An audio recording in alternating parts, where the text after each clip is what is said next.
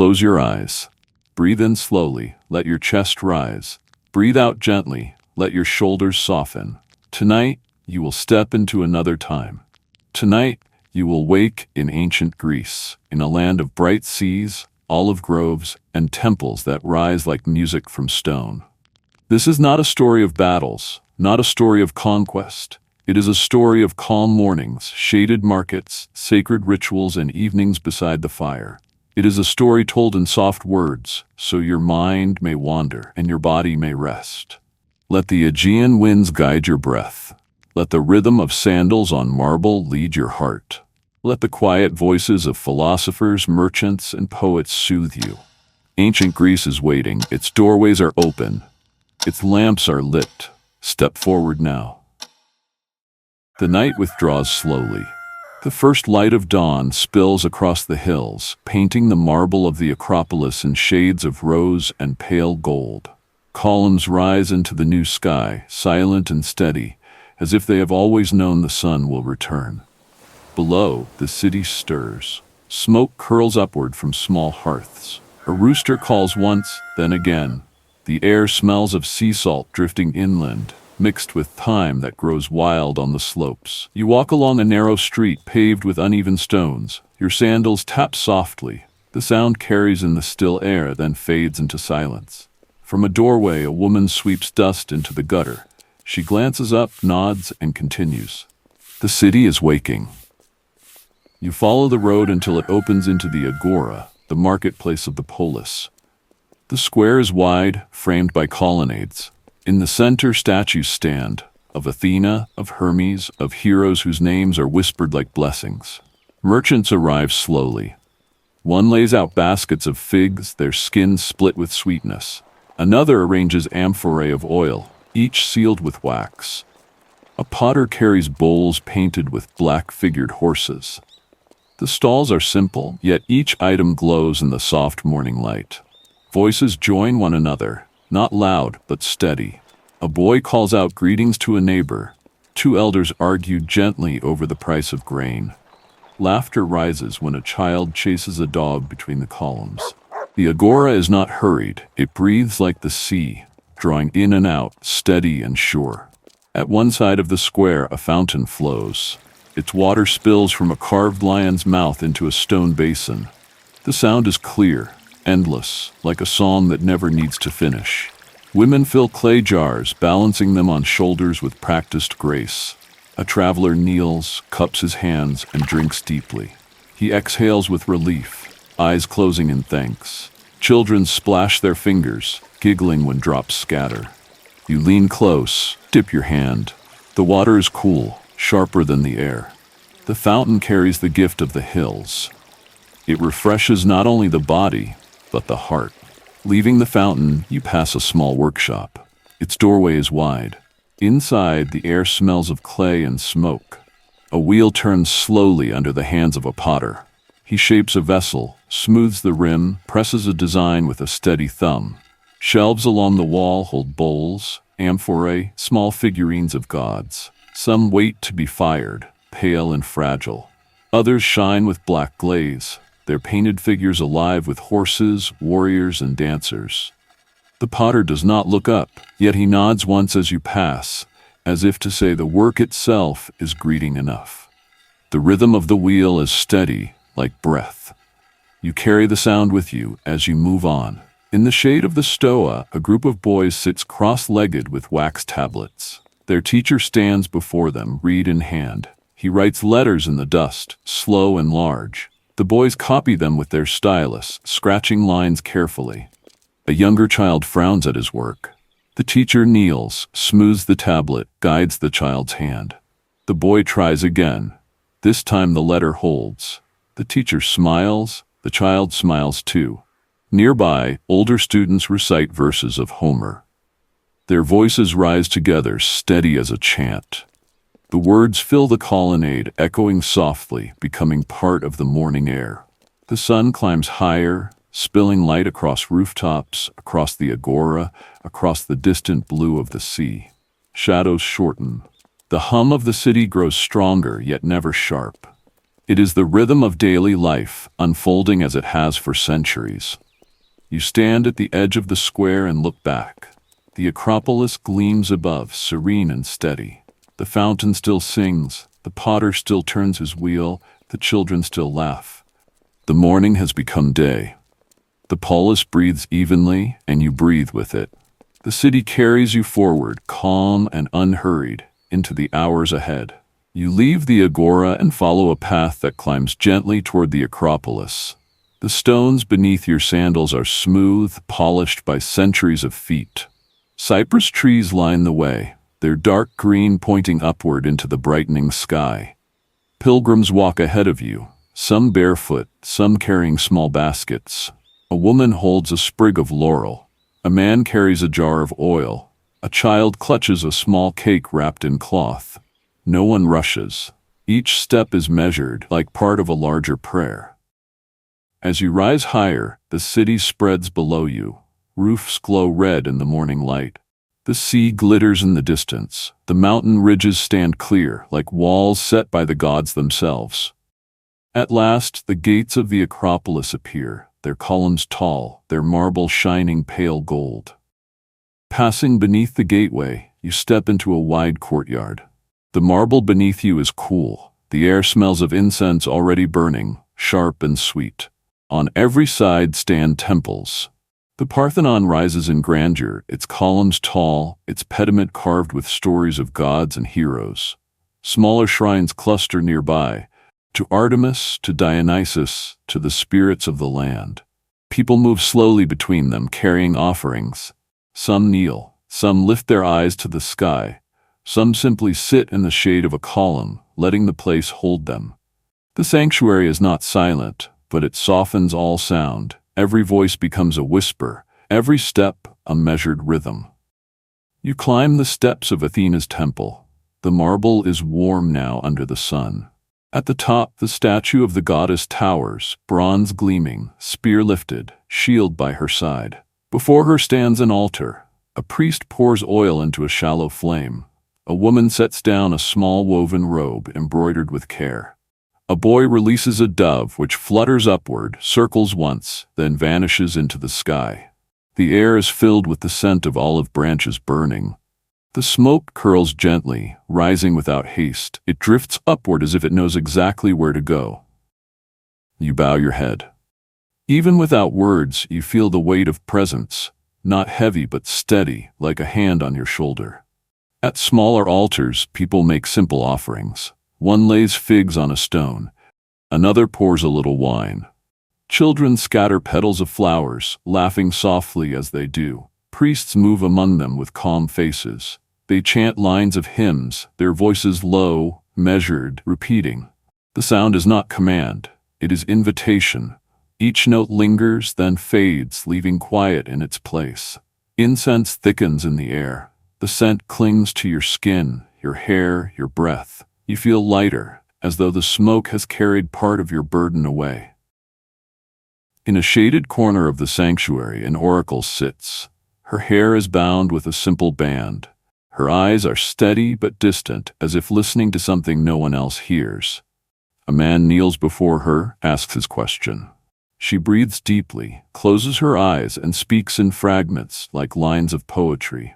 He bows, accepts her words as truth, and departs in silence. Others wait, patient, knowing that answers come slowly. Even those who do not ask still feel something stir in them, as if the air itself carries messages from unseen voices. You do not need to ask. The calm in her gaze is already enough. When you leave the sanctuary, the sun is high. The marble glows white, almost radiant. The columns cast long, cool shadows where people rest. You descend the steps slowly. Below, the city spreads again, alive with markets, workshops, homes. The sea shimmers, promising trade, travel, return. The temples remain behind you, steady, patient, unmoving. Their presence lingers even as you walk away. You carry it in your breath, in the rhythm of your steps, in the quiet of your chest. The gods are not only on the hill, they walk with you into the day.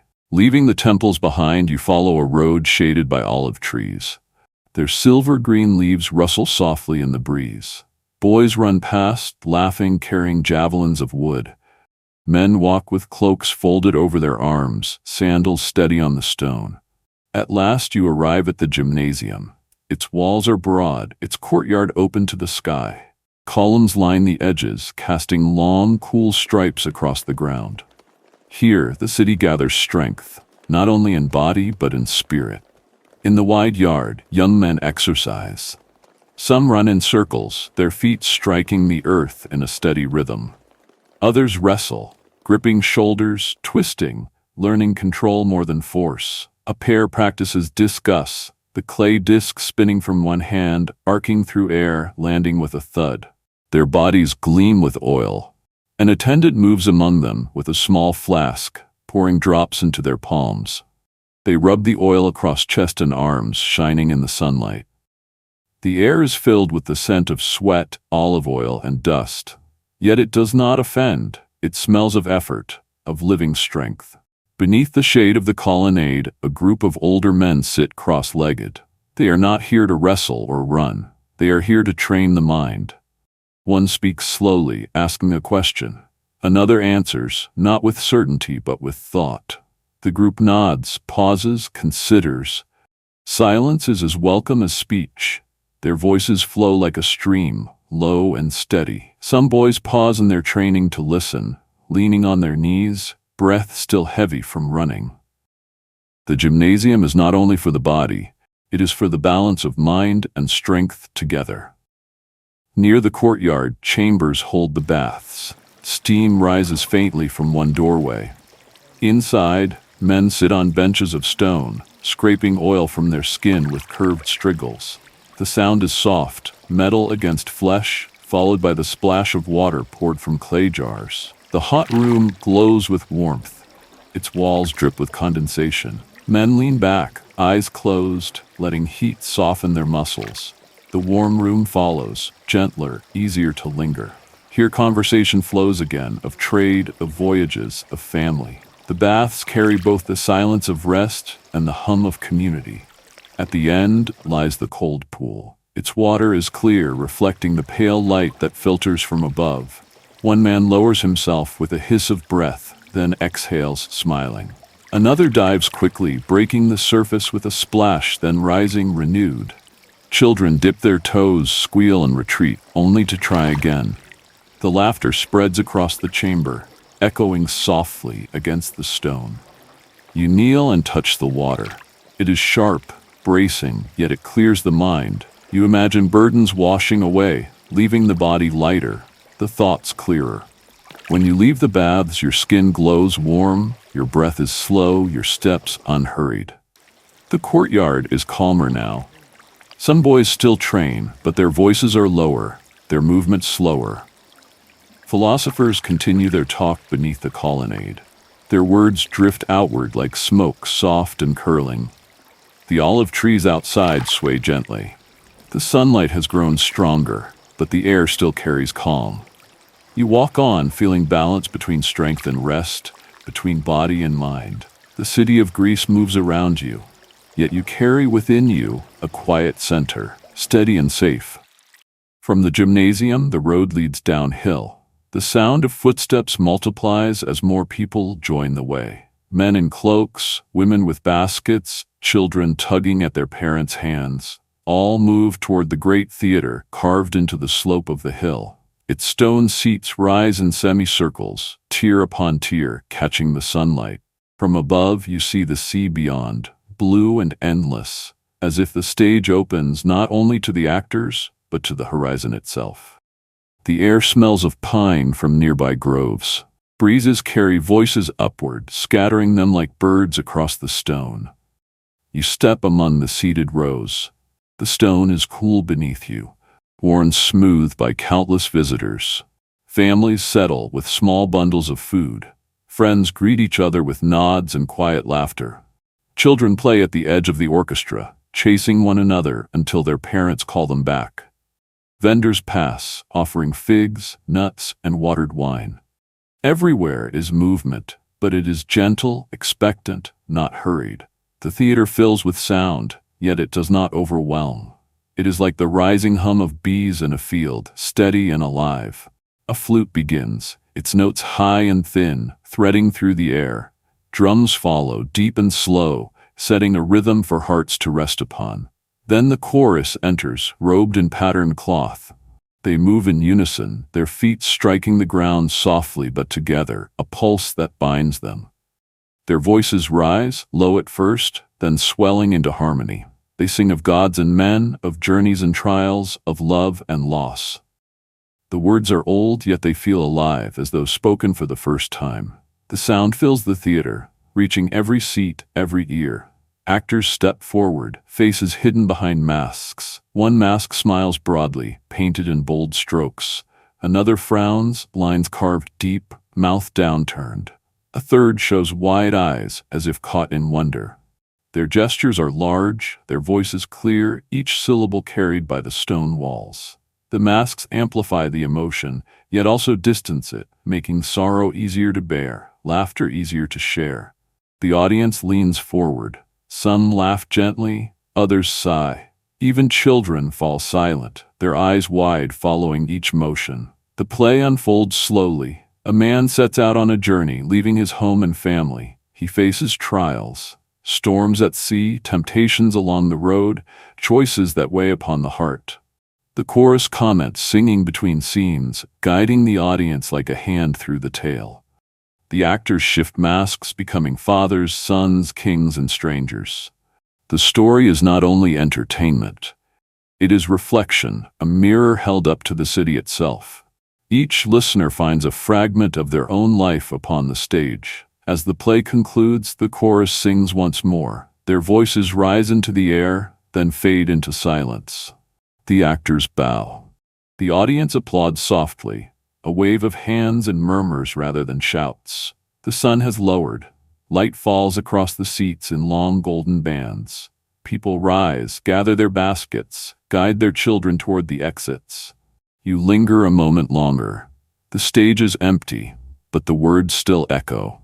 The theater itself seems to breathe, storing each story in its stones, ready to release them again another day. When you leave, the road back is quiet. Shadows lengthen. Lamps begin to glow in the city. The memory of voices, masks, and music follows you, gentle as the sea breeze. As evening approaches, you are welcomed into a grand house. Its doorway is marked with painted symbols of protection. Inside, the atrium glows with lamplight, oil flames steady against the shadows. Servants guide you toward the dining room. The air carries the scent of roasted lamb, baked bread, and herbs fresh from the garden. The host greets each guest with a clasp of the hand and a smile, offering not only food but belonging. The dining room, the triclinium, holds 3 couches arranged around a low table. Guests recline upon cushions, leaning on one elbow, reaching easily for food and drink. Servants bring platters of olives, figs, cheese dressed with oil. Cups of wine are poured, mixed with water in craters, never too strong, always balanced. The clink of pottery, the murmur of voices, the glow of lamps, all merge into one soft harmony. The host raises a cup, offers a blessing to the gods, and the banquet begins. Musicians enter, carrying lyres and flutes. They sit at the edge of the room and play. The lyre's strings hum gently, weaving with the soft breath of the flute. A woman lifts her voice, singing a hymn to Apollo. Her notes are steady, calm, rising like smoke toward the rafters. The guests listen, some with eyes closed, letting the song carry them.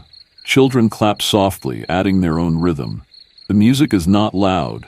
It is gentle, like a river guiding thought toward stillness. As food is eaten and wine is shared, conversation deepens. One guest tells of a voyage across the Aegean, describing stars reflected in the sea. Another recites lines of poetry, words that flow like water, precise yet soothing. A philosopher poses a question. What makes a life good? Is it wealth, strength, wisdom, or kindness? The guests respond one by one, not to argue but to think aloud.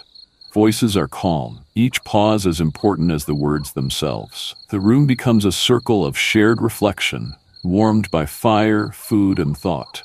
Later, as the banquet slows, the symposium begins. The sharing of wine and ideas. Cups are passed carefully. Songs are sung again, this time lighter, playful, accompanied by gentle laughter. Stories drift across the couches, of gods disguised as travelers, of heroes who wandered far but always returned. The listeners smile, nod, and sip slowly, savoring both wine and words. The air grows thicker with warmth and friendship. The lamps burn lower, their flames swaying gently, painting the walls with slow-moving light. When the gathering ends, guests rise slowly. The host thanks each one, not with grandeur, but with simple sincerity. Outside, the night is quiet. The stars shine clear above the city. You step into the street. The smell of smoke drifts from nearby hearths. The sound of laughter fades behind you, leaving only the steady rhythm of your footsteps. The banquet lingers not in your stomach but in your heart. You carry with you the warmth of food, the calm of music, and the depth of shared thought. The sun has set, leaving the sky deep blue, streaked with the last traces of gold. Shadows lengthen across the narrow streets. One by one, oil lamps are lit in doorways, their flames steady in the evening air. The city grows quieter. Merchants close their stalls. Children are gathered home. Dogs curl near thresholds, their tails wrapped around their paws. Above it all, the Acropolis glows faintly, marble turning silver in the moonlight. The temples call softly, inviting the faithful to end the day in calm devotion. You follow a road paved with pale stones. The night air smells of jasmine climbing walls and the faint smoke of hearth fires. Your sandals make little sound. Other worshippers walk with you, some alone, some in pairs, all moving slowly, as if the night itself asks for gentleness. At the foot of the hill, torches burn in iron stands. Their flames sway in the breeze, casting long shadows. The steps ahead gleam white beneath the moon. You ascend, each step steady, each breath even. At the top, the temple courtyard opens wide. Columns rise like tall guardians, their surfaces glowing pale under the starlight. Between them, the night sky spreads clear and endless. People gather quietly. Some kneel, pressing their foreheads to the marble. Others sit cross-legged, eyes lifted to the heavens. The air is filled not with words, but with presence. The scent of incense drifts, resinous and sweet. It curls upward in thin streams like prayers carried into the sky. From within the temple, a hymn begins. A single voice, low and steady, rises into the night. Another joins, then another, until a small chorus fills the air. The melody is simple, no sharp edges, no haste. It moves like water, flowing from one note to the next. The marble walls catch the sound and soften it, sending it outward into the courtyard. You listen, eyes closed, chest rising with each phrase. The hymn does not demand. It soothes, carrying the weight of the day away. Around the altar, small lamps are placed. Their flames flicker but do not falter. They shine like stars gathered close to the earth. Offerings are laid before them. A bowl of grain, a small cake, a sprig of laurel. Each is simple, each is enough. A priest moves slowly among the lamps, touching each flame with a reed to be sure it holds. His movements are unhurried, like part of the ritual itself. The steady glow fills the courtyard with warmth, though the air is cool. When the hymn ends, silence settles. The people rise slowly, bow once more, and leave the courtyard in measured steps. No one speaks. The quiet is a gift too precious to break. You descend the steps, the city spread below like a sea of faint lights. The stars above mirror the lamps below, both steady, both eternal. The air is cool on your skin. Your heart is calm. The gods remain on the hill, but their peace follows you into the night. At dawn, the city stirs again. You follow a long road that slopes gently toward the sea. The air grows sharper, carrying the scent of salt and kelp. Seagulls wheel overhead, their calls high and distant. Merchants walk beside you, leading mules with baskets of goods. Fishermen carry nets over their shoulders. Children run ahead, eager to see the ships at anchor. The sound of waves grows clearer with every step. Soon the horizon opens and the sea spreads before you, wide and endless, silver beneath the rising sun. At the harbor, stone quays reach into the water. Boats rock gently, ropes creaking where they are tied. Sailors coil lines, scrape barnacles, prepare for voyages yet to come. Merchants arrange amphorae of oil and wine in neat rows. Potters bring stacks of jars, farmers carry baskets of olives, fishermen unload shimmering catch from the night. Voices rise and mingle, the bargaining of trade, the greetings of travelers, the laughter of children chasing one another between piles of rope. The harbor hums with life, steady and rhythmic, like the tide itself. You pause beside a trireme, its hull long and lean. Oars rest along its sides, waiting for strong arms to set them in motion. A carved eye stares from the prow, painted to guard the ship at sea. Nearby, smaller fishing boats drift, nets drying in the sun. Sails of linen hang slack, pale against the sky. Each vessel holds a story, of journeys across islands, of storms endured, of cargo safely delivered. The wood smells of tar, salt, and sun. You touch the railing. It is rough beneath your palm, yet steady, like a hand offered in friendship. On the shore, fishermen mend their nets. They sit cross-legged, fingers moving patiently, knot by knot. The nets stretch like webs between stakes, pale against the sand. One man hums softly as he works, his tune blending with the sound of waves. A boy beside him ties smaller knots, learning the craft. Each repair is slow, but each holds the promise of tomorrow's catch. The smell of fish lingers, sharp yet honest, mingled with the freshness of the sea breeze. The rhythm of their work is unbroken, calm as the tide. You walk to the water's edge. Waves lap against the stones, retreat, then return, steady as breath. The foam curls white, then fades, leaving the rocks dark and wet. You crouch and let the water touch your hand. It is cool, alive, carrying the weight of the world, yet gentle in its touch. The sea speaks without words. Its voice is eternal, patient, always returning. You listen, and your own breath falls into the same rhythm. As the day fades, the harbor quiets. Ships rest, tide fast. Merchants close their ledgers. The water glows gold, then silver, as the sun slips away. Families gather on the shore, watching the horizon. Children skip stones, laughing when they bounce across the waves. Fishermen sit in silence, gazing at the sea as if it were an old friend. You remain until the stars appear above the water. Their reflections scatter across the surface, trembling with each ripple. The harbor sleeps, the sea breathes, and you carry its calm within you as you return to the city. The city wakes earlier than usual. From every doorway, people step out carrying baskets, garlands, and folded robes. The streets are swept clean, sprinkled with fresh herbs. Children wear wreaths of ivy and flowers, their laughter bright in the cool air. The smell of roasting meat drifts from courtyards. Women carry loaves of bread, men roll casks of wine toward the square. The day is not ordinary. It is a day set aside for joy. The festival begins with a procession. Musicians lead, their flutes trilling, their drums steady as footsteps. Behind them walk priests in long robes carrying sacred images. Citizens follow, holding offerings, jars of oil, sprigs of laurel, bowls of fruit. Children scatter petals along the road. The crowd hums with voices, but the sound is soft like the low song of bees. Neighbors greet each other, clasp hands, and walk together.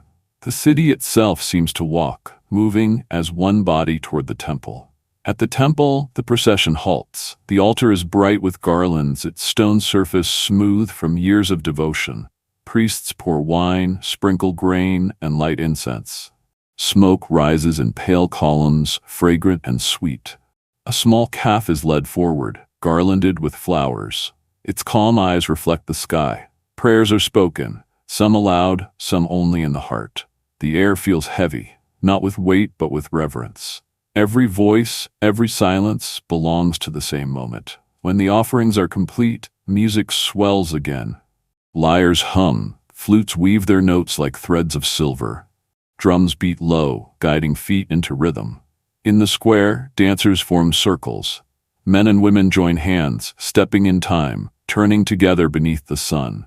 Children leap in the center, their small feet quick and light. The music grows faster, then slows, then rises again, carrying joy like a wave through the crowd. Laughter rings, yet even laughter feels like part of the harmony. Tables are set beneath awnings. On them rest roasted meats, baskets of figs, bowls of olives, honey cakes dripping with sweetness. Jars of wine are opened, poured into cups, raised in toasts. People sit side by side, strangers and friends alike.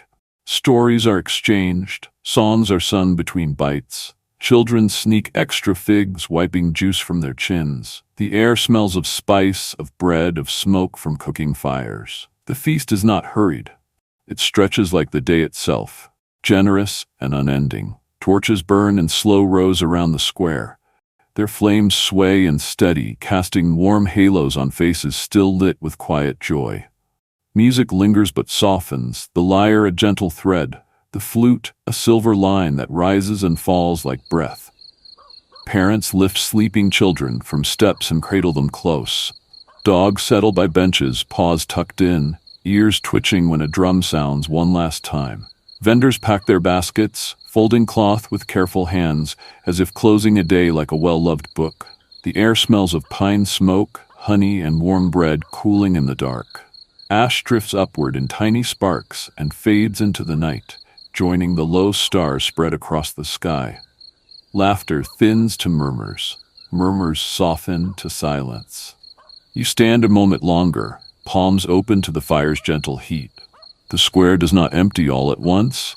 It exhales slowly, returning its people to the streets that brought them here. Steps turn homeward, measured and unhurried, as lamplight wakes in doorways along the lanes. When you leave, the music is only memory, the drums a pulse that your own heart keeps.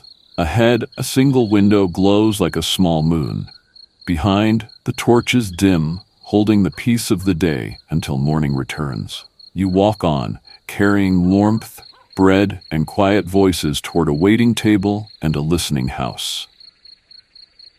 The streets are dim and kind. Lamplight spills from doorways in soft squares on the stone. A mother hums as she carries a sleeping child. A father walks beside her with the empty basket from the feast. Your sandals tap a slow pattern that the night accepts and softens. At a corner shrine, a small flame still holds. You pause, touch the cool stone, and breathe once for gratitude. Ahead, a door opens. Warm light, warm voices, the scent of bread and herbs drift out to meet you. Home is waiting. Inside the house, the hearth glows. Coals rest under new logs, flames rising in gentle tongues of gold. The smell of wood smoke mixes with rosemary and thyme, herbs sprinkled over bread still warm from the oven. Children sit close, hands outstretched to catch the heat. A dog curls by the fire, ears twitching, nose tucked into its paws. A clay pot simmers on the embers, its steam carrying the scent of lentils and garlic. The hearth is the heart of the home, not only for warmth but for togetherness.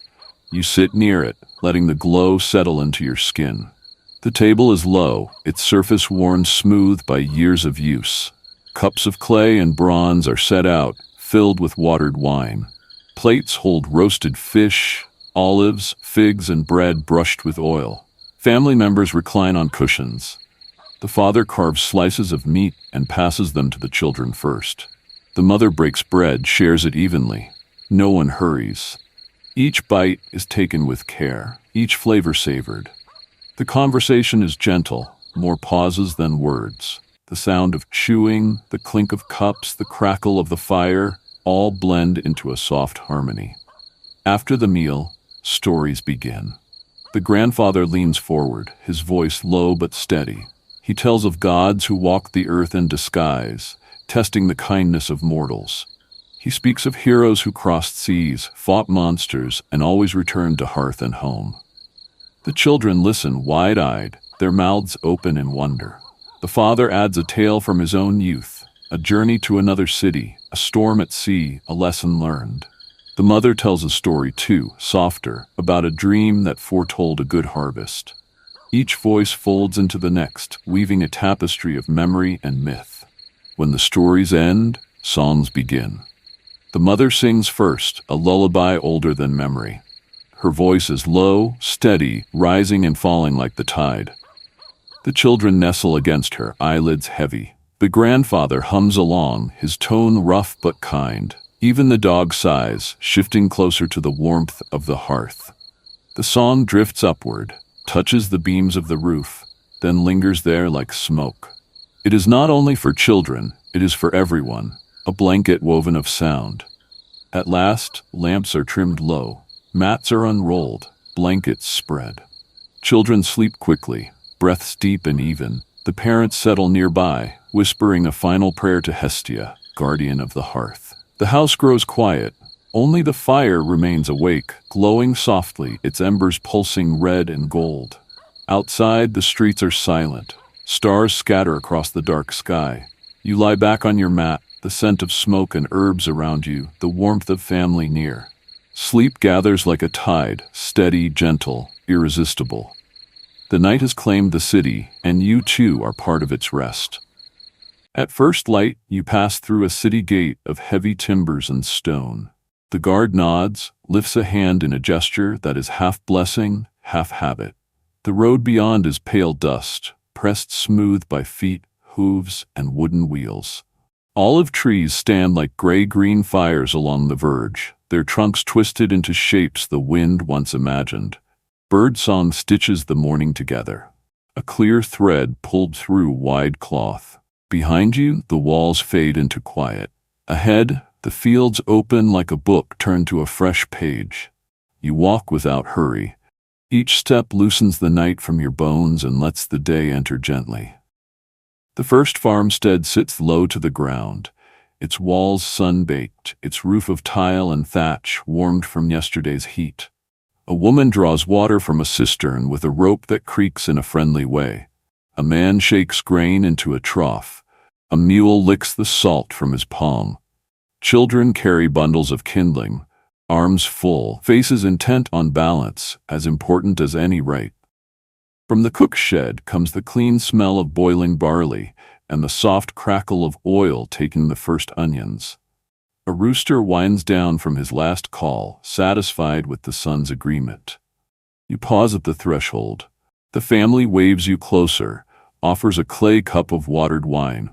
The coolness travels from tongue to chest, a small river made of thanks. Rows of trees lead you onward, their leaves silver on one side, green on the other, turning the light with every breath of air. The grove is a gallery of patient sculptures.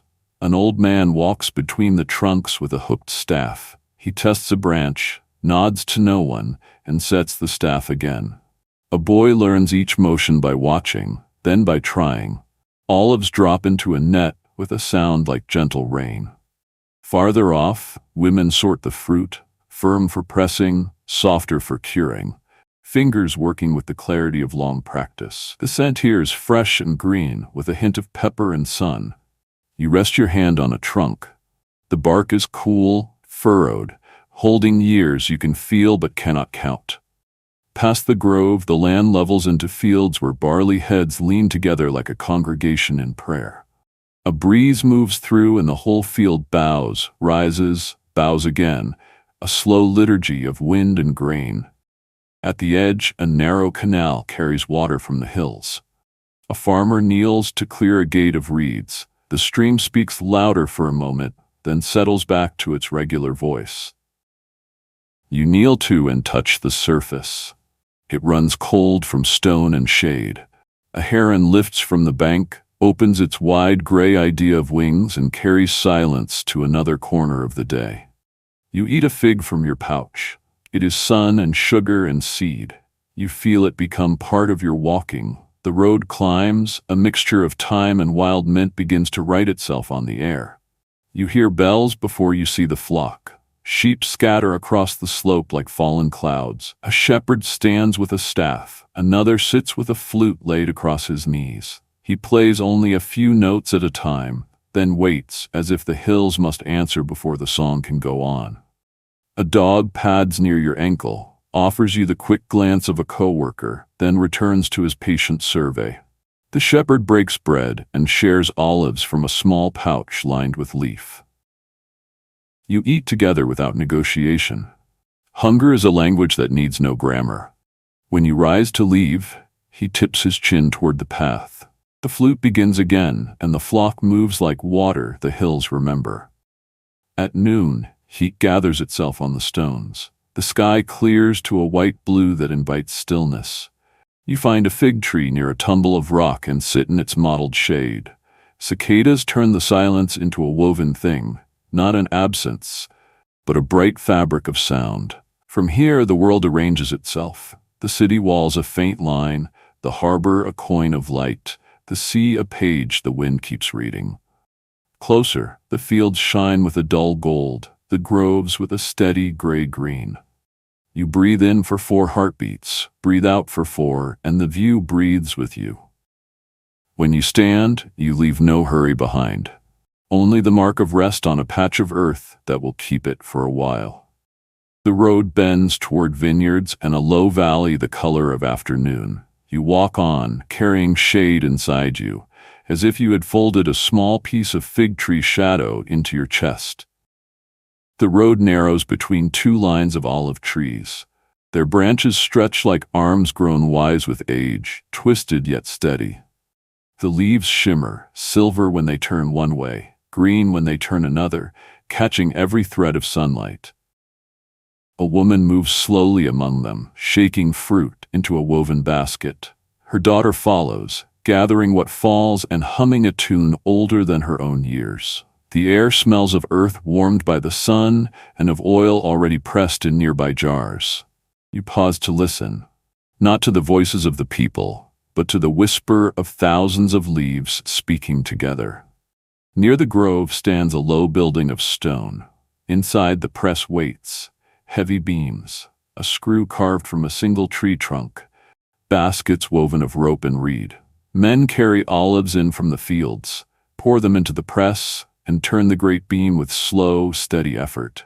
The fruit breaks, the oil seeps, golden and green at once. It gathers in clay jars, thick and fragrant. A man lifts one to the light. The surface glows like liquid sun. The smell fills the room, sharp, alive, yet soft on the tongue when you taste a drop. It is more than food. It is light made drinkable, fire made gentle.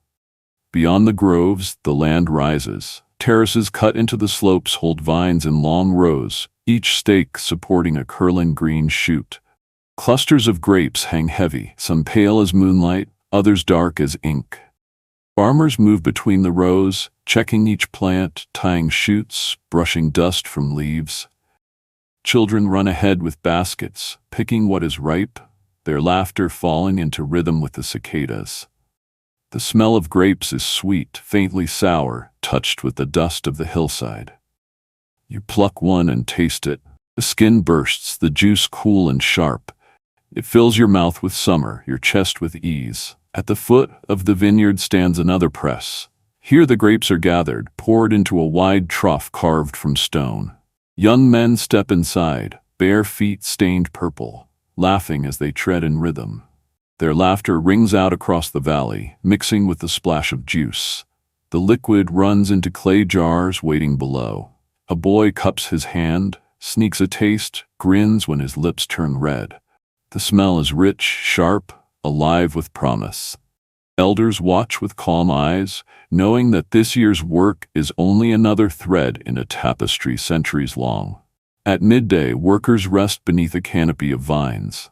The shade is thick, leaves forming a roof that cools the air. Baskets are opened, bread, cheese, olives, figs.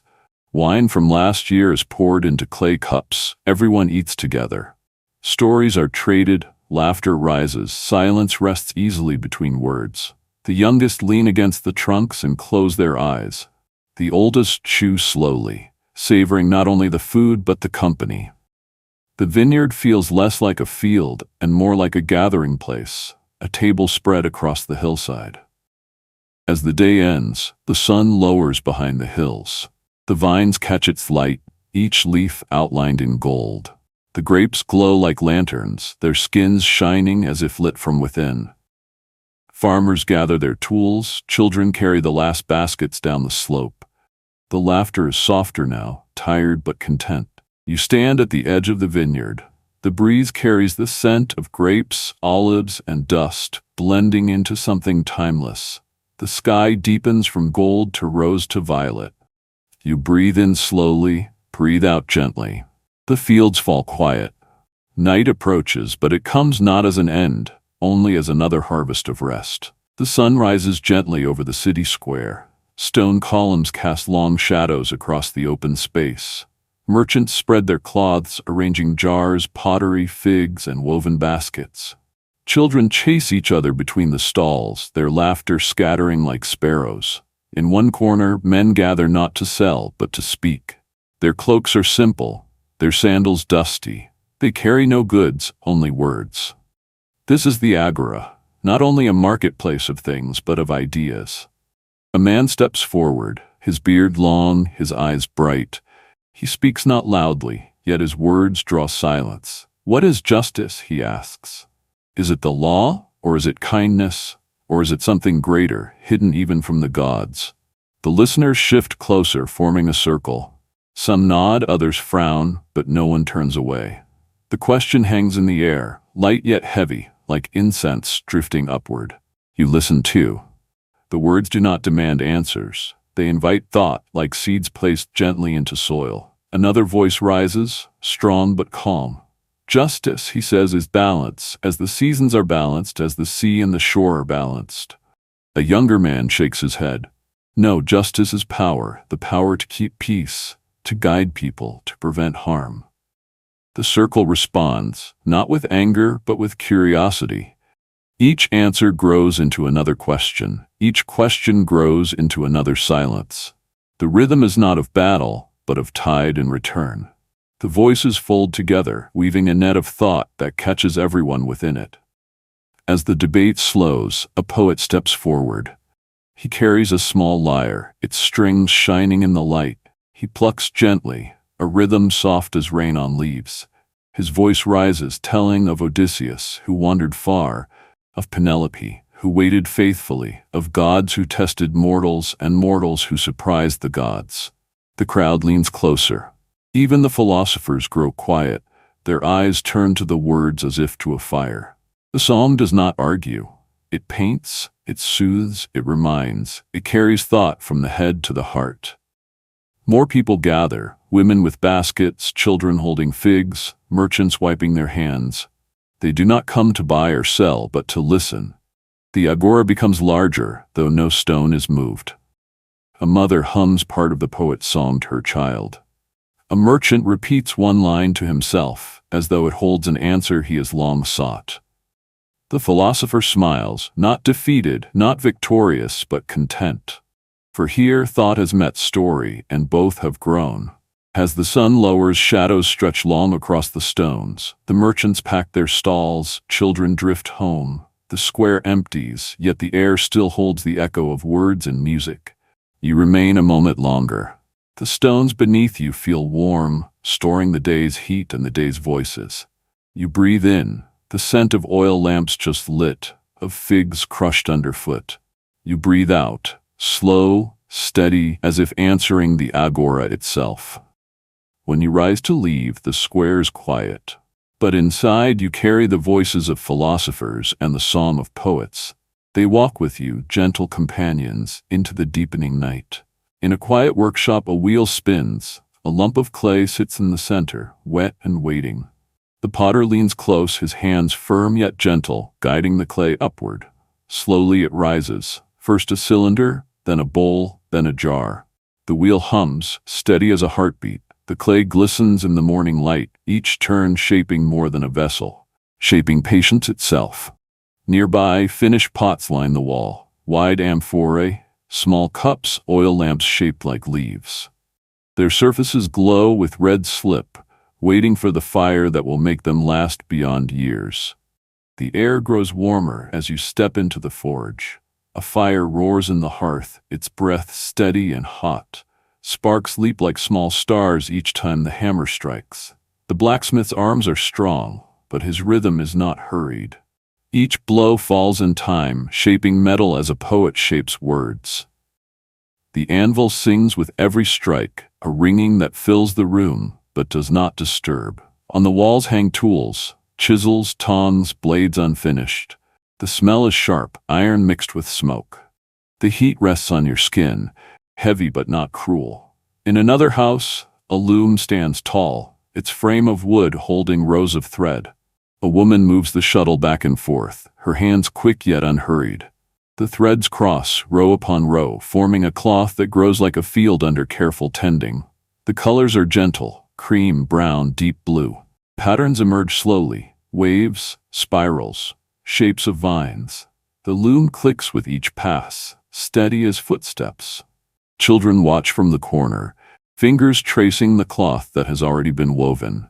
The sound of the loom becomes a song of its own, soft and constant. The scent of pine and cedar fills the air. A carpenter bends over a plank, smoothing it with a bronze plane. Shavings curl away, pale ribbons that gather on the floor. He shapes wood for doors, for stools, for small boxes to hold oil and jewelry. His tools are simple, his hands practiced. Each cut is measured, no motion wasted. Outside, a child tests a small toy cart the carpenter has made. Its wheels turn true. The child laughs, and the carpenter smiles, though he does not look up from his work. In the agora, these crafts come together. Pottery, bronze, cloth, and wood fill the stalls. The square is a gallery of hands, each object carrying the memory of its maker. A woman runs her hand along the rim of a jar, feeling its smoothness. A man tests the balance of a small blade. Children tug at cloth, marveling at patterns bright as stories. The market hums not only with buying and selling, but with respect. Respect for time, for patience, for the shaping of raw into lasting.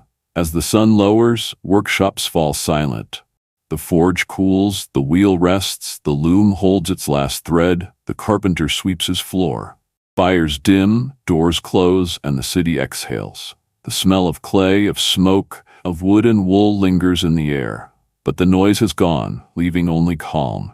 You walk past each doorway, seeing the tools at rest, the crafts complete for the day. The city is a tapestry of many hands, and tonight every hand finds peace. The season of blossoms begins. In the fields, wildflowers open like small lamps. The air smells of damp earth, of rain newly fallen, of hope itself. The people gather at a grove sacred to Demeter. Wreaths of fresh flowers are placed on the altar. Children scatter petals in the grass, their laughter carrying like birdsong. A priestess pours milk and honey onto the ground, a gift for the soil, for the roots, for the promise of harvest yet to come. The crowd bows their heads, not in fear, but in gratitude. When the sun grows strong, the festivals change. Fields shine with ripening grain. The heat settles heavy on the shoulders, but the air is alive with the song of cicadas. At the height of the season, a procession climbs the hill to a temple of Apollo. Musicians play flutes and lyres. Offerings of bread and oil are placed before the altar. The people sing hymns that rise into the hot sky, voices shimmering like light on water. A cup of cool wine is passed from hand to hand. The taste is sharp, but it carries refreshment, a reminder that even in the heat, the gods send relief. When the grapes swell dark and the olives grow heavy, the city celebrates again. Families bring baskets of fruit to the agora. Tables are spread with figs, nuts, roasted grain. The festival is not solemn, it is full of laughter. Children press grapes with their feet, their toes stained red, their giggles as bright as the juice that flows. Farmers clasp hands, proud of their work, proud of what the land has given. At the altar, thanks are spoken. Smoke rises from roasted lamb curling into the evening air. The season closes with joy, with shared food, with music that dances long into the night. The cold arrives. Winds sweep down from the mountains, carrying frost in their breath. Families gather not in fields but in homes, around fires, around lamps, around the hearth. A festival of Dionysus begins in the deep of winter. Masks are worn, songs are sung, plays are acted even in small courtyards. Wine is poured, not for thirst but for warmth of spirit. Stories grow bolder, laughter louder, even as snow falls beyond the walls. The night is long, but the fire burns longer. Each season turns into the next. Spring's blossoms become summer's fruit. Summer's heat softens into autumn's gold. Autumn's plenty yields to winter's rest. The festivals mark not only the gods, but time itself. They remind the people that life is a circle, not a line. Birth, growth, harvest, rest, then birth again. As you watch, you feel the rhythm in your own breath. Inhale, exhale, day, night, season, season. The last torch of the festival is extinguished. The crowd disperses, footsteps soft on the stone. Above, the stars shine with their own unchanging festival. You walk homeward, the sense of bread, wine, and smoke lingering in your clothes. Your heart is calm, knowing the world turns steady, knowing that nothing is lost, only transformed. The seasons will return, the festivals will return, and sleep too will return, as natural as spring after winter. The sun has vanished, and the city glows in another light. Oil lamps burn in doorways, each flame a small guardian of the night. Shadows stretch long across the stones, then soften, folding into quiet. Merchants close their shutters. Dogs curl in corners, their tails tight around them. The air is cool, carrying the faint scent of smoke and bread still warm from evening ovens. The city exhales, its busy breath at last released. From a rooftop, the view widens. The houses lie close together, flat roofs like stepping stones toward the hills. Beyond them, the Acropolis glows pale, its marble silver under the moon. The stars scatter in deep patterns above. Some shine steady, others flicker like torches far away. Children on the rooftops point upward, whispering names of constellations taught by elders. The sky feels endless yet gentle, a ceiling painted for sleep. In the sacred precincts, torches burn low. The columns cast tall shadows, stretching across marble floors. Priests move quietly, trimming lamps, arranging offerings left from the day. The air smells of incense now faint, its smoke drifting in slow threads. No chants are spoken, no drums are struck. The temples rest, holding silence as carefully as they held hymns. Even the gods, it seems, sleep. Inside homes, mats are spread. Children sleep first, their breaths deep and even. Parents follow, whispering a last word of thanks to the hearth fire before closing their eyes. Dreams ripple through the polis. A farmer dreams of fields golden with barley. A sailor dreams of calm seas, sails full, the horizon kind. A child dreams of running in sunlight, chasing birds that always wait for him. The city itself seems to dream, its walls and streets holding the quiet like a cradle. Not all sleep at once. A guard paces slowly along the wall, his spear tapping stone.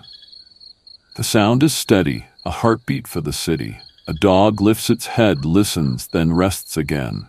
The guard looks outward at the fields, inward at the streets, upward at the stars. He sees no danger, only peace. His breath makes small clouds in the cool air. The night is not empty. It is kept, cared for, carried by those who wake so others may rest. At last, the city is still. The lamps burn low, their flames swaying but steady. The streets are empty, the rooftops quiet, the temples calm. Above, the stars remain. They shine as they did yesterday, as they will tomorrow. They shine not for one person, but for all. You lie down within the city's embrace. Stone, wood, fire, and breath all gather around you like a blanket. Your eyes close, your chest rises and falls, and the polis itself seems to breathe with you. Night holds the city. Night holds you. Sleep comes like a tide, slow and certain, covering all with peace. The day has ended. The polis has grown quiet. The lamps have dimmed. The stars have risen. You have walked the streets of ancient Greece. You have stood in the agora, listening to questions and songs. You have shared in the feasts, in the festivals, in the rhythm of the seasons. You have seen the harbor, the hills, the temples, the hearths. Now all is still. The potter's wheel has stopped. The blacksmith's fire has cooled. The The shepherd has gathered his flock. The farmer has laid down his tools. The philosopher has closed his eyes. The city sleeps, and you too may sleep. Breathe in, breathe out. Let your breath follow the sea, steady, eternal. Let your body sink like a stone into warm earth. Let your mind drift like a leaf on a slow river. There is no need to hold the day. It has passed, and it has given you its gifts. Now the night is here, soft and patient. It waits only for you to rest. Close your eyes. Let the stars watch for you. Let the walls protect you. Let the gods guard your dreams. You are safe. You are home. You are part of the eternal rhythm. Day and night, season and season, waking and sleep. Sleep now. Sleep deeply. Sleep gently. Until the next dawn comes to wake the world again.